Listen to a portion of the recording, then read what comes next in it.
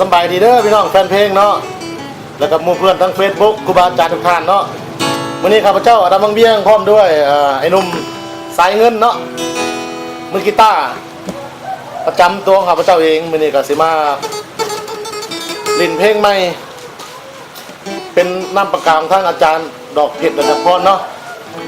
ชื่อเพลงว่าภูมิใจในความเป็นลาวลองฟังเบิ่ง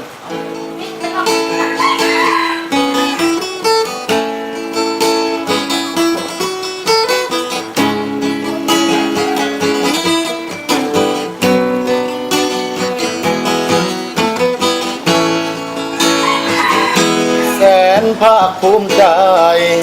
ที่ได้เกิดมาเป็นลาวล้านสางจำปาพงเขาของเฮาสื่อเสียงของไก่โอ้เบื่ออาลีไม่ตรียิ้มแย้มแจ่มใสเพียบพร้อมคุณทำยิ่งใหญ่เพื่อนมิตรใกล้ไกลยินย่องยินดีวัฒนธรรมเลือดล้ำคำคูภาษาบรรพบุรุษเก่งการักษาบ้านเมืองเกินสีข้าวเหนียวเสียงแคนเพื่อนหานหมุ่งแป้นเคยมีเป็นเอ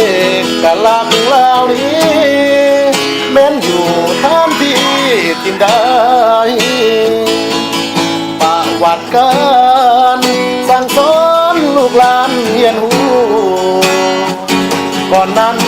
ศัตรูหมู่มารถูกผ่านผ่านหายแผ่นดินแล้วคือเขาแยกแบ่งไปน้ำตาเลือดเนื้อไหล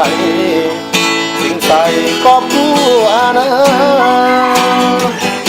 สร้างลาวเสื้อลาวคงเผ่าเฮาสามัคคีเมืองนอกเมืองในก็ดี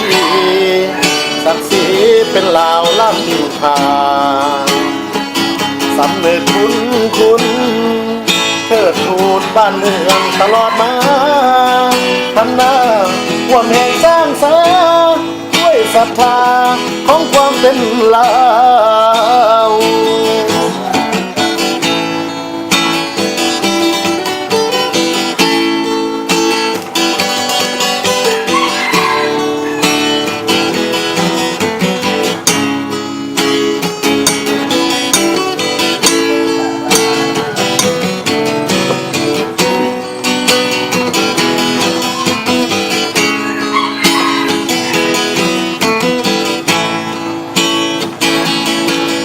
วันกา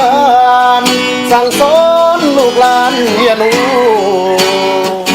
ก่อนนั้นศัตรูหมู่มารถูกผ่านผ่านหา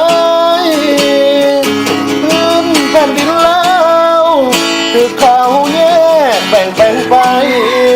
น้ำตาเลือดเนื้อไหล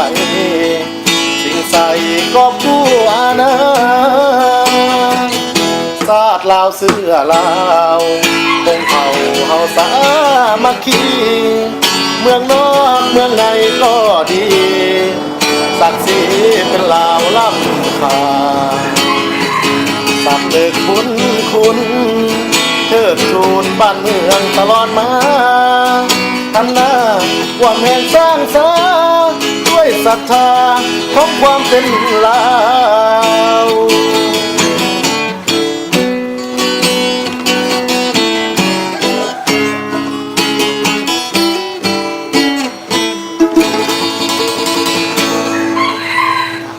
จบลงไปเนาะขอบใจเด้อยังมีอีกเนาะเพลงที่2ที่3เดียวช่วงนี้อัดเพื่อให้คนลาวเฮาเนาะได้เบิ่งได้ส้มกันเนาะว่าเฮาเป็นศิลปินเฮาก็ฮักและภูมิใจในความเป็นลาวมื้อนี้ก็อัดคลิปมาให้เบิ่งเนาะ